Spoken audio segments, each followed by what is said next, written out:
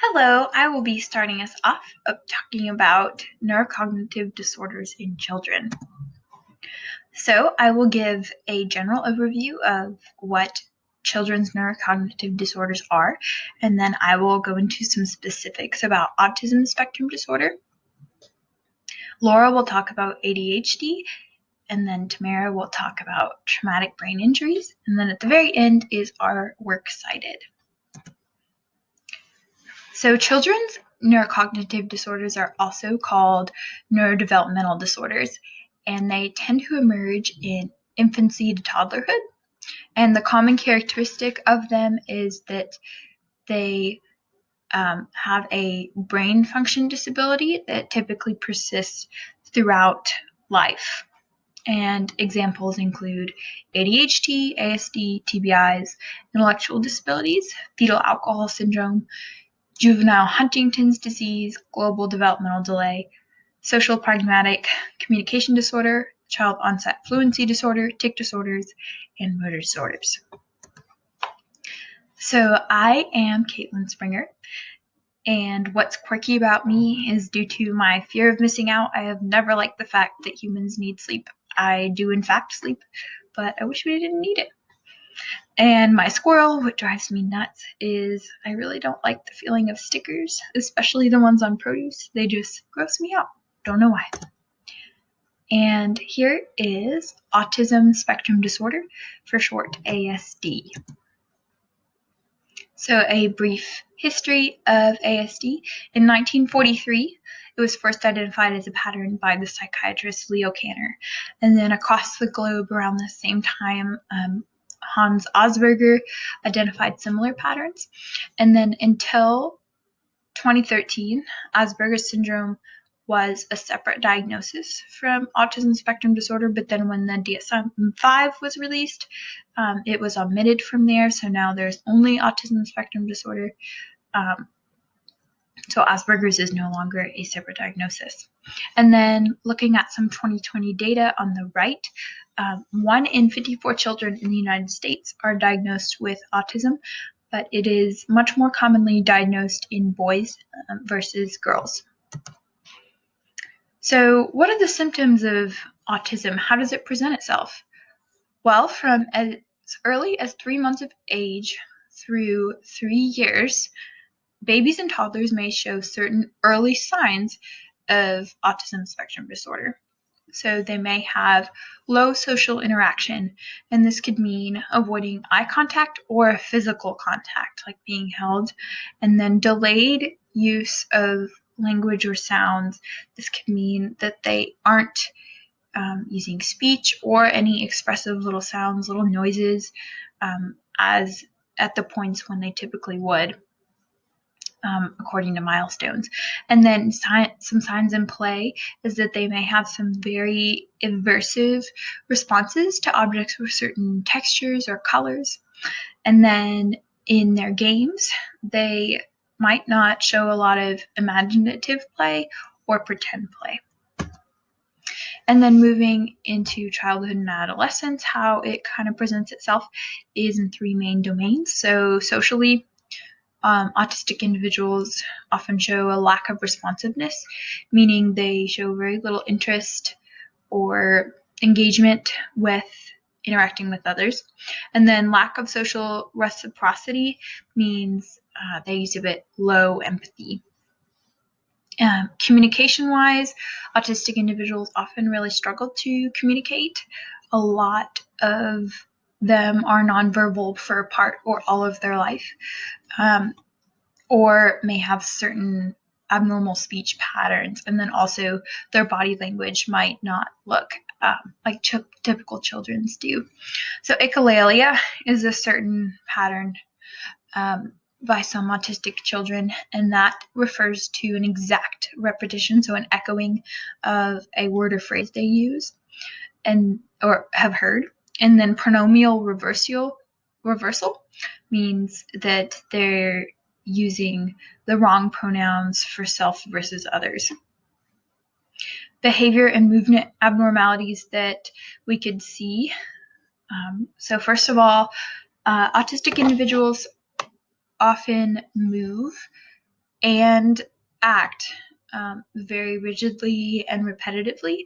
They often function best with routines. And when change occurs, sometimes they will exhibit a perseveration of sameness, meaning they will have a tantrum or an upset response to change. And then some motor patterns we could see are self-stimulatory behaviors, self-injurious behaviors, which could be self-biting or other harmful things, and then hyper or hyporeactivity, meaning an extra sensitive response compared to a typical reaction to something, or hypo, a less sensitive response. So here I'm going to show a brief clip of what self-stimulating behavior could look like in an autistic child.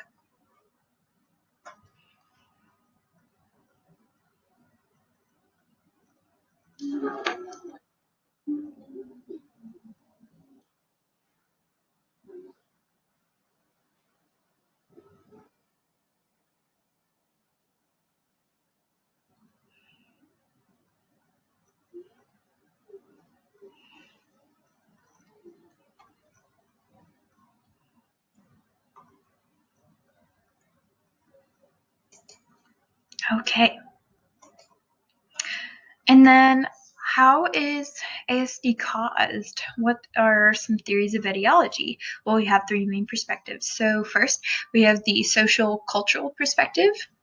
So early theorists were thinking that the cause of autism spectrum disorder was family dysfunction or stress, but this theory has not really been well supported by research since then.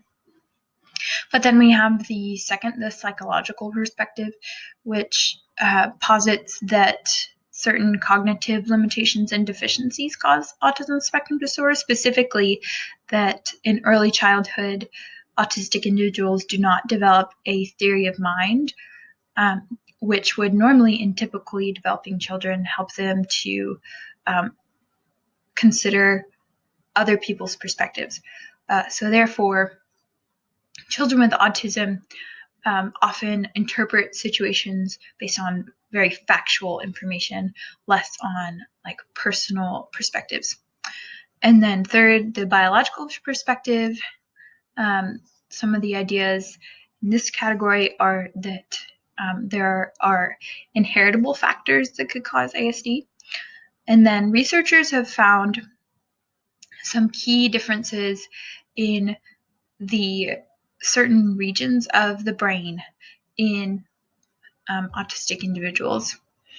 And then sometimes when a mother is pregnant, if they have a certain illness or exposed to certain chemicals, those complications could lead to higher rates of autism.